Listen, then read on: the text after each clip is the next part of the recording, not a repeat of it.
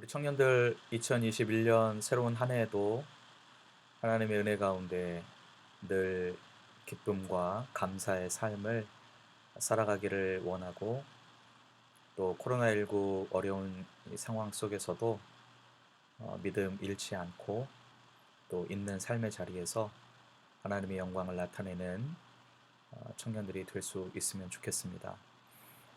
계속해서 영상으로 말씀을 함께 나누고 있는데, 오늘도 구원의 확신이라는 이 책, 오늘은 5번째 장, 회개는 무엇인가 라는 제목으로 함께 말씀을 잠깐 나누도록 하겠습니다.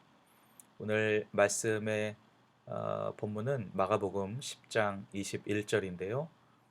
우리 함께 읽도록 하겠습니다. 예수께서 그를 보시고 사랑하사 이르시되, 네게 아직도 한 가지 부족한 것이 있으니 가서 네게 있는 것을 다 팔아 가난한 자들에게 주라. 그리하면 하늘에서 보화가 내게 있으리라. 그리고 와서 나를 따르라 하시니.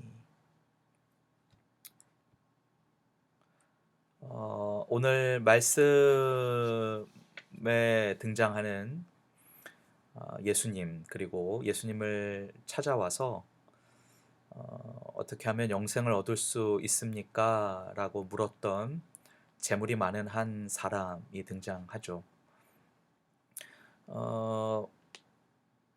이 예수님을 찾아온 이 부자는 사실 굉장히 도덕적이고 또 책임감도 있고, 또 어릴 때부터 하나님의 율법을 잘 지켜 왔던 사람이었다라고 마가는 기록하고 있습니다. 오늘 본문에서도 알 수 있듯이 이런 부자를 예수님은 사랑하셨다라고 표현하기까지 합니다. 하지만 그에게는 사람들이 보지 못하는, 예수님만 보실 수 있는 그 무언가가 그의 마음속에 있었습니다. 그것이 무엇인가 하면 그는 돈을 사랑했고, 더 나아가 돈을 숭배하기까지 했다는 것이죠. 분명 자기가 가지고 있는 것의 일부는 나누려고도 했겠지만, 그 돈이 하나님으로 온전히 대체될 수는 없는 그런 사람이었다는 것이죠. 그는 매우 그리스도인인 것처럼 보였고 또 그렇게 행동했지만 결코 온전하게 자신의 전부를 들여 예수님을 따를 수는 없는 사람이었습니다. 예수님은 한 가지 단순한 요구를 통해서 이 모든 것을 우리에게 드러내 보여주셨죠. 그것이 오늘 본문입니다. 슬프게도 그 부자는 예수님 곁을 떠났고 우리가 아는 한 다시 예수님께로 돌아오지 않았다라고 하는 것이죠. 자, 그럼 회개란 뭐냐라는 것을 오늘 좀 살펴보려고 하는데요. 회개가 뭔가? 이 책의 저자는 사실 회개에 대한 것에 굉장히 포커스를 맞추고 있고 또 강조하고 있고 여러 번 반복해서 지금까지 이야기를 해왔어요. 근데 오늘 다시 한번 회개란 무엇인가라는 주제를 가지고 집중적으로 좀 보려고 하는데, 그렇다면 오늘 본문과 회개에는 어떤 상관관계가 있을까라고 하는 거죠. 회개라는 것의 문자적인 의미는 예수님에 대해서, 예수님을 향해서 내 마음이 변화되는 것을 말해요. 내 마음이 변화되는 것, 내 마음이 바뀌는 것을 말하죠. 그래서 회개는 어떤 단순히 내 행동만을 바꾸는 걸 말하는 건 아니에요. 그래서 오늘 본문 말씀에 등장하는 이 부자를 다시 한번 생각해 보면, 부자는 예수님에 대해서 마음의 변화는 일으키지 않았어요. 그의 마음이 완전히 변화되어져서 예수님께 나아가지 않았다는 거죠. 반대로 그는 다양한 행동들을 했어요. 성경에 보면 예수님이 이렇게 말씀하셨죠. 네가 계명을 알고 있지 않느냐. 살인하지 말라, 간음하지 말라, 도둑질하지 말라, 거짓 증언하지 말라, 속여 빼앗지 말라, 네 부모를 공경하라. 이런 것들이 율법에 기록되어 있다. 너도 알다시피. 이렇게 이야기했을 때 그가 예수님을 향해서 나는 어릴 때부터 이런 것들을 다 지켰다 라고 당당하게 말해요. 그러니까 마음의 변화는 없지만 어떤 율법적인 행위들은 지속적으로 해왔다라고 하는 거죠. 근데 회개라는 게 그런 행동들이 계속 되어지는 것이 회개가 아니다라고 이야기하고 있죠. 그러니까 회개라는 것은 내 마음이 변화되었고 예수님을 향해서 내 태도가 변화되었기 때문에 나의 행동이 변화되는, 그것이 행동이 따라오는 것이죠. 네, 그런데 이 오늘 본문에 나오는 이 사람은 마음은 변화되지 않은 채 그저 어릴 때부터 유대인으로서 습관적으로 행동하는, 말씀을 따르는 그런 사람이었다라고 하는 거죠. 그죠? 그래서 다시 정리해 보면 문자적인 의미로 회개는 예수님에 대한 마음의 변화예요. 마음이 변화돼야 돼요. 하지만 회개는 단순히 여러분의 행동을 변화시키는 게 아니에요. 예수님의 권위와 영광에 대한 여러분의 태도가 변했기 때문에 여러분의 행동 역시 변화된, 간단하지만 이 세 가지 내용을 보면서 여러분은 참으로 회개했는가를 스스로에게 질문해 보기를 바랍니다. 그래서 오늘은 우리가 교회 다니면서 보통 기본적으로 생각해야 했던 회개가 정말 올바른 것이었는지를 몇 가지로 살펴보려고 해요. 그리고 다음 주에는 진짜 회개가 무엇인가를 알아보려고 합니다.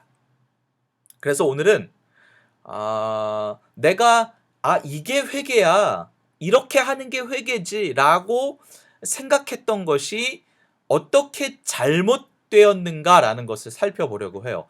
바꿔 말하면 이런 것은 회개한 것이 아니다 라고 하는 거죠. 첫 번째, 단순히 죄인의 기도를 올려드리는 것, 이건 회개가 아니다라는 거예요. 회개는 단순히 나의 죄를 인정하고 용서를 구하는 기도를 올려드리는 게 아니에요. 우리가 이거 자주 했죠. 결단의 자리로 나아가야 합니다. 그래서 막 마음을 요동치게 해서 결단의 자리로 나아가게 하고, 어떤 카드를 쓰게 하고, 당신은 이제 회개하고 구원을 받았으니까 막 이렇게 사람들 앞에서 간증을 해야 합니다. 그래서 어떻게 변화되었는지 막 간증을 하고, 그래서 그냥 아주 단순하게 죄를 인정하는 것, 그리고 용서를 구하는 기도를 올려드리는 것 그 자체가 회개는 아니다라는 것을 생각해야 합니다. 두 번째, 우리의 죄를 후회하는 것, 이건 회개가 아니라는 거예요. 죄에 대해서 막 눈물을 흘리는 것, 그것이 회개와 동일하지는 않다는 거예요. 바울에 따르면 세상 근심이 있는데 이건 역시 우리로 하여금 눈물을 흘리게 할 수도 있어요. 하지만 그게 회개와는 무관하다는 것을 이야기합니다. 아마도 이것은 어떤 수치심, 아니면 후회, 아니면 자기 연민에서 나오는 눈물일 수 있어요. 아니면 내가 죄를 들켰기 때문에 느끼는 어떤 당혹감, 이것일 수도 있다라고 하는 거예요. 여러분, 이런 감정들이, 이런 복합적인 감정들이 결국 회개로 이어질 수는 있겠지만 그것 자체가 회개는 아니라는 것을 기억해야 한다는 것이죠. 세 번째는 죄의 자백이에요. 많은 사람들이 죄를 자백하면서 눈물을 흘리기도 하지만 곧바로 또 자신의 죄로 돌아가는 경우를 우리는 수없이 많이 경험하죠. 우리의 자백은 나의 죄에 대한 마음의 변화가 아니에요. 내가 죄를 자백했다고 내 마음이 변화되는 건 아니에요. 그것은 어쩌면 내 감정에 대한 카타르시스에 가깝다는 거예요. 내가 죄를 자백함으로써 어떤 감정적인 카타르시스를 느끼게 되고 그것이 어쩌면 내가 구원받았다라고 하는 어떤 그런 마음을 느끼게 할 수 있다는 것이죠. 하지만 그것이 회개는 아니다라고 하는 거예요. 그래서 죄의 자백과 회개를 우리는 구분해야 할 필요가 있다라고 하는 거죠. 네 번째, 종교적인 삶의 자세를 취하는 것입니다. 종교적인 활동은 사실 참된 회개의 가장 흔한 대체물 중에 하나예요. 오늘 본문에 나오는 이 부자가 그것을 보여주고 있죠. 나는 교회를 되게 많이 가. 나는 요즘 되게 착한 일을 많이 하고 있어. 나 너무 교회를 열심히 다니는 것 같아. 나 신앙생활을 너무 열심히 하는 것 같아. 이러한 고백, 이런 종교적인 삶의 자세가 회개는 아니다라고 하는 거예요. 종교적인 삶의 자세는 내 마음의 변화 없이도 충분히 가능해요. 여러분 생각해 보세요. 여러분 마음의 변화가 없이도 억지로 종교적인 삶의 모습을 보일 수 있어요. 많은 사람에게 나 이렇게 신앙생활 잘하고 있어 라고 보여줄 수는 있지만 결정적인 순간에, 오늘 본문에 나오는 부자처럼 결정적인 순간에 등을 돌릴 수 있다라고 하는 거죠. 여러분 예를 들어서 바람을 피우는 남편이 아내를 위해서 값비싼 선물을 구할 수 있어요. 구입할 수 있죠. 그런데 그것은 자신의 어떤 거짓, 부정을 인정하기 위함이 아니라 자신의 죄를 은폐하기 위함이죠. 그래서 선물을 구입하는 것은 아내를 속이려는 마음의 자세라고 하는 거죠. 그러니까 종교적인 삶을 잘 산다는 것이 내 마음이 변화되었다라는 것은 아니고 그것이 회개는 아니다라고 하는 거예요. 여러분 이 말씀을 여러분 잘 기억할 수 있으면 좋겠어요. 마지막으로 부분적인 굴복이에요. 회개는 부분적으로 굴복하는 게 아니에요. 예수님으로 하여금 내 삶의 어떤 부분은 예수님이 통제하실 수 있지만 예수님이 이 부분만큼은 통제하실 수 없어요. 이 영역만큼은 안 돼요. 부분적으로 굴복하는 것은 회개가 아니에요. 오늘 본문에 나오는 이 부자, 부분적으로 굴복했죠. 살인하지 말라, 간음하지 말라, 도둑질하지 말라, 내 부모를 공경하라. 이런 부분에 있어서는 예수님께 굴복해요. 하나님께 굴복합니다. 이런 부분은 내가 잘 지켰어요. 그러나 예수님은 그 부자에게 있어서 마지막 한 가지를 받기를 원하셨죠. 내가 가지고 있는 재물을 가난한 사람들에게 나누어 주어라. 그리고 나를 따르라. 그런데 그 부분만큼은 예수님께 굴복할 수 없었어요. 그러니까 이 부자는 마음의 변화가 없었고 이 부자는 회개했다고 말할 수 없다라고 하는 거예요. 우리 청년들도 어쩌면 부분적으로 예수님께 굴복하지만 어떤 부분에 있어서만큼은 내려놓지 못하고 부인하지 못하는 부분이 분명히 있다라고 하는 거죠. 그러니까 우리는 온전히 회개하지 못했다라고 하는 거예요.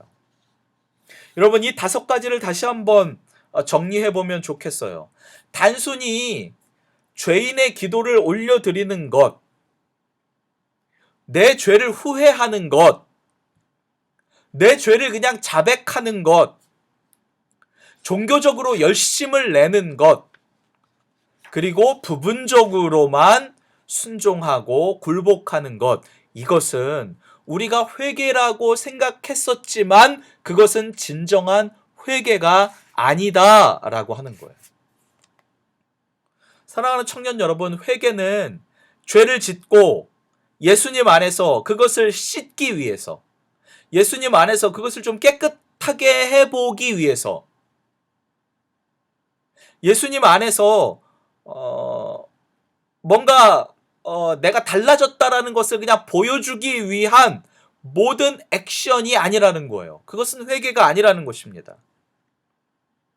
내가 혹 오늘 본문에서 예수님 앞에 나온 재물 많은 사람은 아닌가, 마음의 변화는 없이 그저 종교적인 행위로 열심을 내고 있는, 그래서 많은 사람들이 볼 때 와, 저는 정말 참 그리스도인이구나 라고 생각하게끔 만드는 그런 모습으로 나아가고 있진 않은가.